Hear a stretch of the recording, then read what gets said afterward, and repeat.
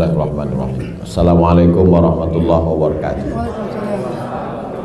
Ada kekeliruan berpikir nanti kalau anak saya sudah hafal Quran, anak-anak SDIT ini sudah hafal Quran mau apa? Karena bayangan dia kalau sudah hafal Quran jadi ustadz. Gak maulah anak kami jadi ustadz, nanti macam Ustadz Somad, ceramah sana ceramah sini. Gak maulah anak kami jadi imam, paling-paling jadi imam tarawih. Tolong mindset kita dibetulkan, main otak, setting. Karena banyak juga orang ini main otak, setan.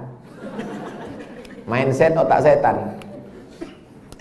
Jadi hafal Quran itu bukan tujuan, hafal Quran itu sarana. Tujuannya rumah sakit Budi Kemuliaan, sarananya naik ojek, naik grab, naik mobil, naik sepeda. Ini ngapal Quran ini sarananya, tujuannya supaya dia menjadi hamba Allah, jangan jadi hamba harta, hamba kuasa, hamba wanita.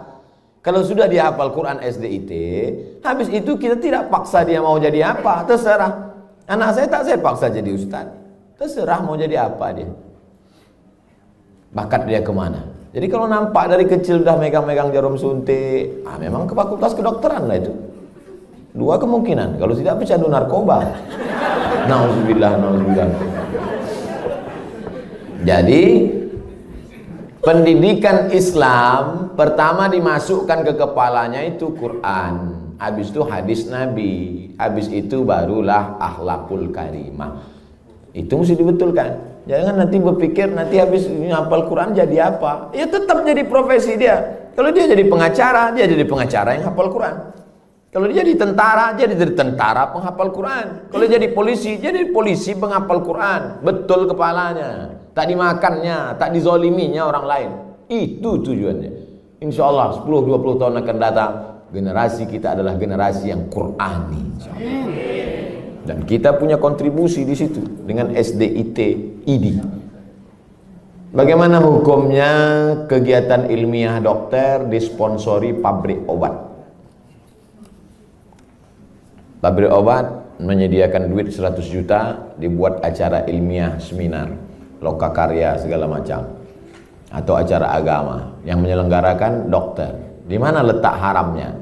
Mungkin akan terjadi kolusi, nepotisme, kecurangan, penilaian tidak lagi normal.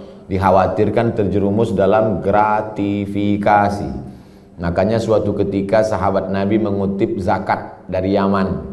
Ketika barang-barang zakat dibawa, kambing, onta, lembu, ini kambing untuk zakat, ini kambing saya. Kata Nabi, kok ada kambing zakat, ada kambing saya? Kok dapat kambing dari mana? Hadiah. Kata Nabi, seandainya kau duduk di rumah emakmu, di rumah bapakmu, mungkinkah ada orang ngasih kambing? Tak ada. Dia dapat kambing itu karena jabatan. Dikhawatirkan ke depan penilaian dia tidak lagi normal. Sebelum dapat hadiah kambing, periksanya. Berapa kambing? 40 ekor, satu. Berapa unta? 5 ekor, satu kambing. Tapi setelah dapat hadiah, mulai tak normal lagi. Berapa? Mau kasih-kasihlah, nggak kasih nggak apa-apa. Makanya segala penilaian kalau sudah datang ke Indonesia rusak. Tim-tim independen penilaian rusak gara-gara gratifikasi. Dibuka atas, pertama kali datang tegas, berapa ruangan, berapa ini, berapa ini. Begitu dapat lempuk durian, gratifikasi merusak. Jadi kalau masuk dia dalam kelompok gratifikasi bisa haram. Tapi kalau pandai tidak merusak, gimana caranya tidak merusak? Teknisnya ya diatur. Ini ada sekelompok orang yang menerima dan dia bukan tim penilai, dia bukan tim pemeriksa, dia tidak ada kait-mengait dengan keputusan dan dapat, kalau bisa disiasati, laksanakan. Tapi kalau merusak etos kerja, masuk dalam kategori riswah sogok, la'ana Rasulullah SAW ar-rashi wal murtashi, yang menerima sogok, yang mendapat sogok, maka dilaknat Allah Subhanahu wa ta'ala. Bisa kami Pak Ustadz selamat? Lanjutkan. Tak selamat, stop. Profesi dokter pria, dokter kandungan, memeriksa pasien perempuan. La yakhluwanna rajulun ma'amra'atin illa ma'adhi mahramin. Tak boleh berdua-duaan laki-laki dengan perempuan kecuali tak ada mahram, kecuali ada mahram. Tak boleh. Anta musayyada mar'atin la tahillu lahu. Menyentuh tangan perempuan yang tak mahram lebih baik ditusuk paku dari api neraka ke kepala daripada menyentuh tangan perempuan yang tak mahram. Kena pasal-pasal ini. Tapi ada pasal meringankan, ad-darurat tubihul mahzurat. Ternyata ketersediaan dokter perempuan tidak mencukupi jumlah pasien perempuan. Itulah maka tadi saya sebutkan, kalau diterima nanti 20 anak tahfiz Quran SDIT, nanti mesti ada 7, 5, 10 yang perempuan, supaya mereka nanti akan menjadi dokter spesialis kandungan di UII nanti. Amin. Supaya mereka lah yang akan nanti menutupi ketersediaan SPOG, spesialis obgyn dokter perempuan. Karena kalau tidak, khawatir kita akan terjerumus. Tapi bapak-bapak yang spesialis kandungan, karena sekarang tidak terpenuhi, masuk kategori darurat. Saya sampai sekarang belum tahu survei berapa untuk kota provinsi. Terlalu besar mungkin untuk Indonesia, Provinsi Kepulauan Riau, Kota Batam saja. Berapa dokter SPOG perempuan, berapa yang laki-laki, berapa yang hamil perempuan, memanglah perempuan tuh hamil. Berapa hitungannya? Kalau satu dokter tuh berapa? Kalau masih dalam kategori darurat, tapi kalau hanya untuk tidak darurat. Ustadz dulu, anak Ustadz Mizyan Hazik Abdillah, dokternya laki-laki atau perempuan? Perempuan. Dokter Sri namanya. Di depan UIN Suska Riau, Jalan Pelajar, dokter perempuan. Tapi andai tak lagi ada dokter perempuan, hanya tinggal dokter laki-laki, pilihannya antara dua. Kalau tidak ditangani dokter laki-laki, mati. Maka tak boleh pilih mati. Assalamualaikum Bapak. Ya, istri Bapak sedang hamil tua, kami tidak ada lagi dokter perempuan, yang ada dua, mati atau dokter laki-laki. Biar aja mati. Tak boleh. Haram hukumnya memilih mati. La tulqu bi aidikum ila tahlukah. Tak boleh menjerumuskan diri sendiri kepada kematian. Pilihlah dokter laki-laki dengan alasan darurat. Jadi Bapak dokter jangan merasa kau sedang berbuat dosa besar, tapi kau sedang menyelamatkan orang banyak. Saya tak bisa merasakan gimana rasanya jadi dokter laki-laki yang memeriksa perempuan. Apakah tak ada lagi nafsunya, atau dia macam menengok daging sapi saja? Itu tak bisa kita rasakan, karena semua kata-kata yang bercerita tentang rasa, rasa pasti berdusta. Kata tak dapat menceritakan rasa. Tak bisa. Oleh sebab itu, kalau ada terlintas di hati Bapak macam-macam sambil memeriksa itu, banyak-banyaklah istighfar. Astaghfirullah. Banyak-banyak minta ampun. Solat sunat supaya hati terjaga. Tapi yakinkan bahwa perbuatan Bapak bukan dosa. Jelas jawaban saya. Bagaimana pandangan Islam suntik botox mengurangi kerutan yang tak bersifat permanen, bertahan 6 bulan? Tak boleh mencabut uban, karena uban itu nanti di akhirat akan menjadi cahaya. Lama saya berpikir, uban kok cahaya? Kenapa uban tak boleh dicabut jadi cahaya? Baca hadis, jangan baca hadisnya, baca syarah penjelasannya. Rupanya dengan melihat uban di cermin, ingat tua, ingat mati, bertambah takut, bertambah amal. Makanya dengan bertambah takut, bertambah amal, maka akan menjadi cahaya. Itu rupanya korelasi uban dengan cahaya. Apa hubungannya dengan kerut? Kerut sama uban juga sama, mengingatkan bahwa kita sudah tua. Saya dulu waktu muda tak ada ini.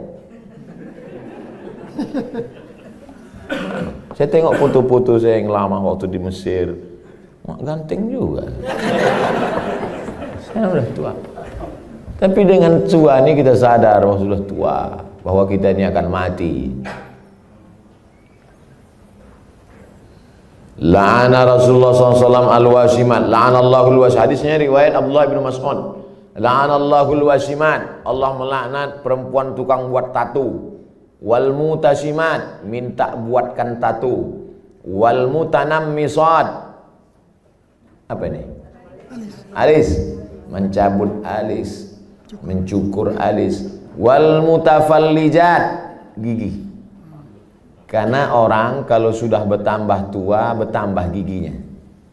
Bukan gigi itu bertambah panjang dia. Maka gigi itu dia otak-atik. Zaman dulu orang kalau mau nikah tak ada pakai akte kelahiran.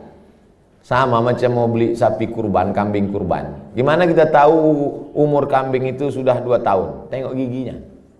Orang pun juga tengok giginya.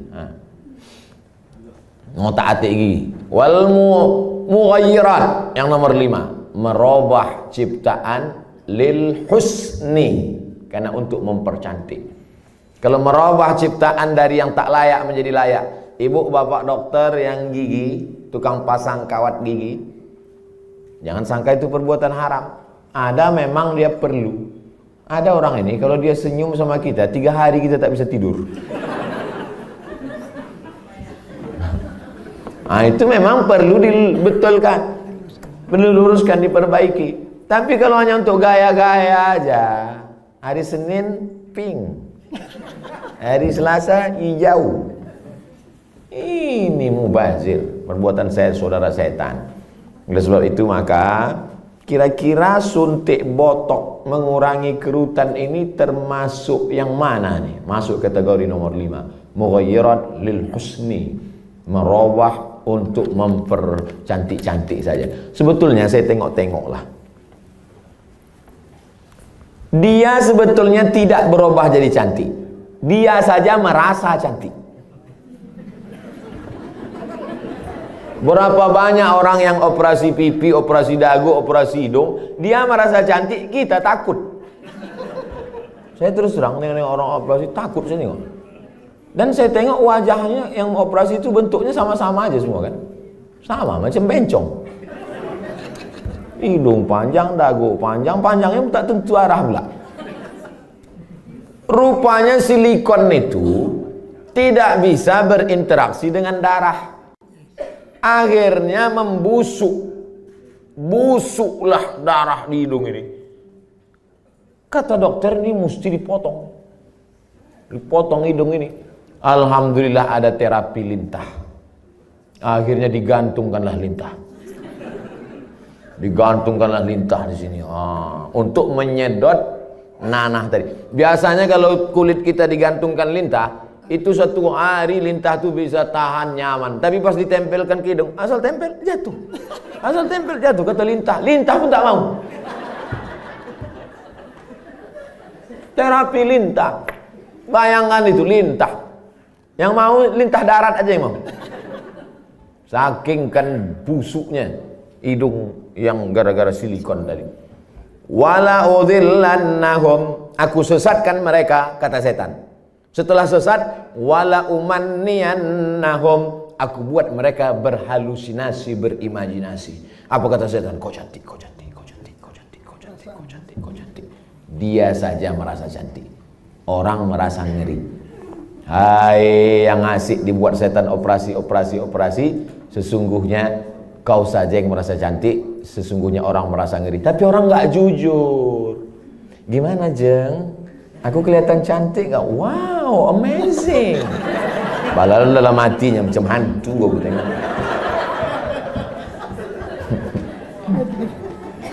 Baru dijawab, udah datang pertanyaan. Suntik filler untuk memancungkan hidung dan melancipkan dagu yang bersifat tak permanen 6 bulan.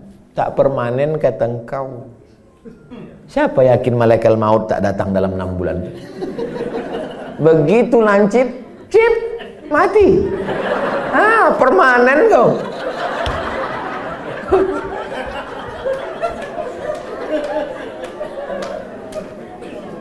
Kau cantik bukan karena dagu kau lancip. Kau cantik bukan karena hidung kau panjang. Kau cantik karena bekas air wudhu. Kau cantik karena habis baca Quran. Kau cantik. Yang mengatakan cantik tak cantik itu kan hati. Betul? Bapak-bapak ganteng. Ganteng. Bininya tidaklah jelek, tapi rasanya taklah sepadan berjalan. Pas ditanya orang, Pak, siapa perempuan paling cantik? Itulah yang paling cantik gitu deh. Entah dia jujur, entah takut, Allahu a'lam. Karena antara jujur dan takut ini beda-beda tipis. Tapi yang jelas kata dia, cantik itu membuat cinta atau cinta itu membuat cantik?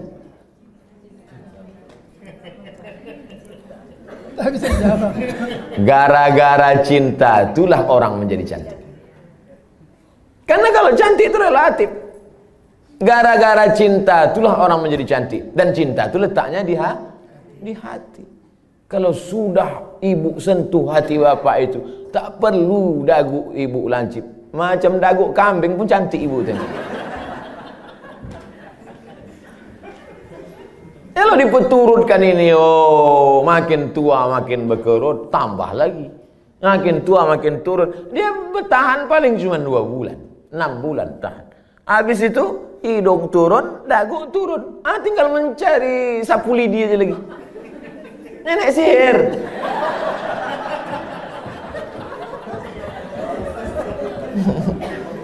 Berhentilah. Berhenti. Usah dipeturutkan ajakan setan ini. Yang mengerjakannya gimana, Pak Ustaz? Kalau perbuatan itu haram, maka yang melakukannya pun ikut haram. Orang yang memberikan fasilitasnya pun ikut haram. Maka terjerumus dalam perbuatan haram kolektif. Saya kan cuma jual khamar. Saya nggak ada ngajak dia minum khamar. Saya cuma jual aja Pak Ustadz. Penjualnya ikut kena, pembawanya ikut kena. Khamar itu 6 ikut kena. Penjualnya, pembelinya, yang menuangkannya ikut semua. Supirnya ikut kena. Security-nya ikut kena. Tarik benang untuk meniruskan pipi, bertahan setahun, masuk pasal 5 semua. Jadi Islam itu unik hebatnya, dia tidak menyebutkan 1, 2, 3, tapi menyebutkan secara umum dan terkait. Mukjizat ini Nabi disebut punya jawami'ul kalim. Kalimatnya singkat tapi makna padat sampai hari ini bermakna. Apapun namanya, yang merubah ciptaan Allah bukan karena darurat, bukan karena tak layak. Merubah yang tak normal menjadi normal boleh. Yang sudah normal dia taati menjadi abnormal. Nauzubillah. Bapak mesti siap menerima bunga yang layu. Karena tabiat bunga pasti layu, kecuali bunga plastik. Nah, itulah maka sekarang banyak perempuan yang mau jadi plastik. Dokter anak, sunat perempuan bagaimana hukumnya Pak Ustaz? Anak saya laki-laki, keponakan saya perempuan. Kata saya kepada adik saya, kau cari, kalau tak mau dokter di rumah sakit itu menyunat keponakan saya, cari bidan kampung yang mau menyunat. Karena saya berpegang pada mazhab Syafi'i. Ada mazhab yang mengatakan sunat tak perlu. Mazhab Hanafi, Maliki, Hambali mengatakan sunat bagi perempuan itu tidak wajib. Sedangkan saya berpegang pada mazhab Syafi'i mengatakan wajib. Adakah khitan sunat perempuan pada zaman Nabi? Ada. Nabi mengatakan kepada si perempuan itu, kau potong tapi jangan terlalu banyak. Maaf, na'udzubillah, hari ini bisa menyebabkan frigid dan lain sebagainya. Tapi rupanya manfaat lain dari memotong khitan pada perempuan itu adalah meminimalisir libido seksual. Begitu kata ulama-ulama dulu. Oleh sebab itu saya sampai hari ini tetap berpegang pada mazhab Syafi'i. Anak perempuan kalau tak mau dokter memotong karena takut bahkan bisa masuk HAM, hak asasi manusia, banyak saja pasal-pasal yang mereka lakukan. Sedangkan di zaman Nabi yang pakaian tertutup, makanannya bersih, tontonannya bersih. Apalagi zaman sekarang tontonannya maksiat, makanannya memicu libido seksual dengan berbagai macam cerita hubungan. Maka khitan amat sangat baik. Salah satu usaha meminimalisir. Bagaimana cara sebaiknya bagi dokter anak menasehati pihak ortu imunisasi bayinya sejak lahir?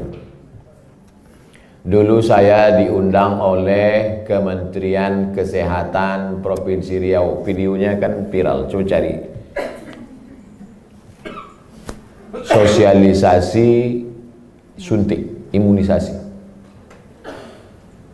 Saya jelaskan di situ bahwa fatwa Majelis Ulama Indonesia beda antara bendanya ini halal atau memakainya yang mubah. Boleh. Jadi ini dua fatwa ini. Bendanya tidak halal. Sampai sekarang tak ada fatwa MUI bahwa barang itu halal. Karena memang dia dibuat dari babi. Maka tak ada fatwa halal. Yang ada itu fatwa mubah, boleh menggunakannya karena alasan memilih dua mudarat yang teringan. Cacat, sakit, mati dengan babi. Kalau kita masuk ke hutan, pilihannya babi sama mati. Pilih mana? Pilih babi atau mati? Orang Batam pilih gonggong. Tak boleh pilih mati, pilih babi. Pergilah kita berdua ke dalam hutan. Tak ada makanan. Ustaz, pilihannya dua nih Ustaz. Kita mati atau makan babi? Ayo kita makan babi nih. Hanya untuk menyambung hidup. Sementara dapat pisang. Tapi setelah dapat pisang, tinggalkan babi. Nyangkut nanti pas dapat pisang, saya makan pisang. Bro, ayo makan pisang. Enak babi ini Ustaz.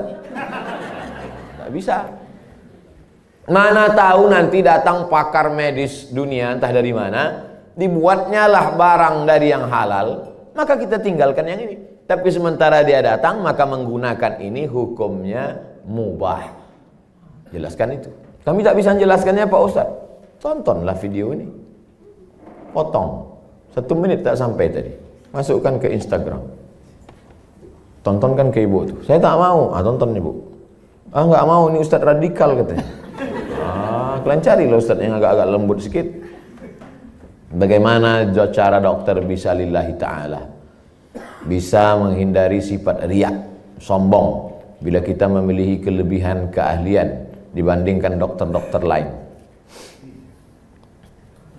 Insya Allah nanti kalau sudah berdiri pas pembelian tanah pun, nanti pas ini soalnya yang saya cakapkan ini tak bisa pakai teori.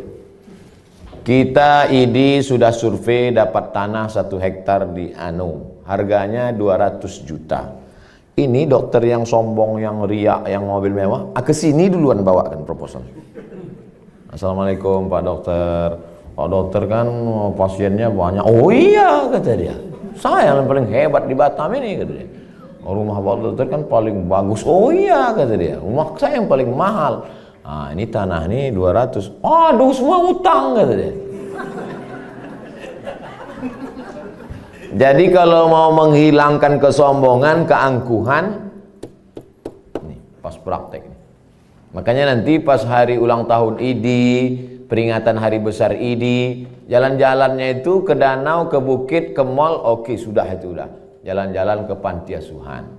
Jalan-jalan. Tapi kalau kita sudah punya sendiri, maka tiap hari pertemuan dibawakan, tiap bulan datang, di grup ada terus. Belum bayar, ini anak 4. Maka insya Allah itu menghilangkan keangkuhan, kesombongan, keegoan, segala macam. Kita hanya berusaha. Ceramah ini ada baiknya. Tapi tiap hari ceramah, tak masuk ke kepala. Ada tingkat jemu, ada tingkat bosan. Ada orang bosan pada ceramah.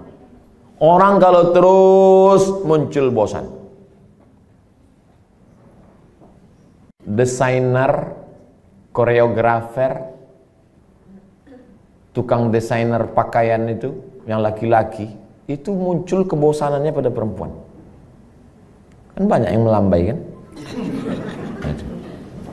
Kalau ada orang bosan pada perempuan gara-gara sering menengok perempuan, itu desainer sama koreografer. Yang lebih mengerikan adalah bosan mendengar ceramah. Apalagi sampai tobat sama ustaz. Aku kalau sama ustaz ini tobat aku. Nah, itu na'udzubillah. Jadi makanya saya ingin mengatakan bervariasi. Ceramah oke, sebulan sekali, seminggu sekali. Tapi harus ada amal yang tidak teori tapi langsung praktek. Nah, maka saya selalu sama. Di mana-mana saya ceramah tak keluar dari 3. Islahut tarbiyah, perbaikan pendidikan. Islahul iktisad, perbaikan ekonomi. Islahul siyasah, perbaikan politik. Perbaikan politik, pilih anggota dewan yang peduli pada syariat Islam. Perbaikan ekonomi, belanjalah ke warung tetangga, bangkitkan ekonomi umat. Perbaikan pendidikan, masukkan anak-anak ke pondok pesantren. Yang punya duit banyak, beli tanah, dirikan sekolah. Karena sekolah yang ada sekarang belum mampu untuk menampung anak-anak kita. Apalagi anak-anak yang tak mampu. Daftar ulang 17 juta. Anak siapa yang bisa? Tak tertampung. Yang sekarang tidak mendapat pendidikan layak itu 10 tahun lagi, 3 tahun SMP, 3 tahun SMA, 4 tahun S1. Yang sekarang SMP cabut, mabuk, sakau, lem kambing, itu yang akan jadi anggota dewan tahun 2040. Satu-satunya jalan memperbaiki umat lewat pendidikan. Dan ID tidak hanya menyehatkan badannya, tapi juga menyehatkan generasi ke depan, insyaallah. Amin. Sudah aku sampaikan ya Allah. Kalau tak percaya juga ID nintahlah.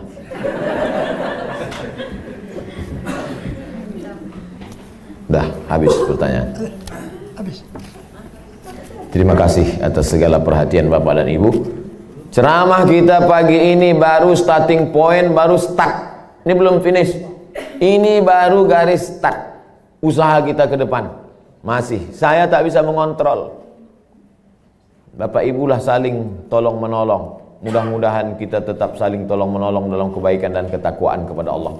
Tapi kita tak bisa guna apa-apa selain pertolongan Allah. Mari kita sama-sama berdoa ala hazihin niyah, untuk niat yang baik ini supaya Allah sampaikan dengan kemuliaan surat Al-Fatihah. A'udzubillahi minasyaitonir rajim. Bismillahirrahmanirrahim. Alhamdulillahirabbil alamin. Ar-Rahmanir Rahim, Maliki yaumiddin. Iyyaka na'budu wa iyyaka nasta'in. Ihdinas siratal mustaqim, siratal ladzina an'amta 'alaihim ghairil maghdubi 'alaihim waladdallin. Amin. Allahumma shalli ala sayyidina Muhammad wa ala ali sayyidina Muhammad. Allahumma inna nas'aluka bisirril Fatihah wa bisirri nabiyyika Muhammad sallallahu alaihi wasallam at-tuballigh maqasidana. Dengan kemuliaan selawat dan kemuliaan surat Al-Fatihah, sampaikan niat baik kami ya Allah. Wa taqdi hajatina, tunaikan hajat-hajat kami, hajat dunia, hajat akhirat ya Allah. Allahumma barik lana fi arzaqina, rezeki kami ini berkahilah dia supaya bisa menjadi amal soleh yang tetap mengalir sesudah kami mati ya Allah.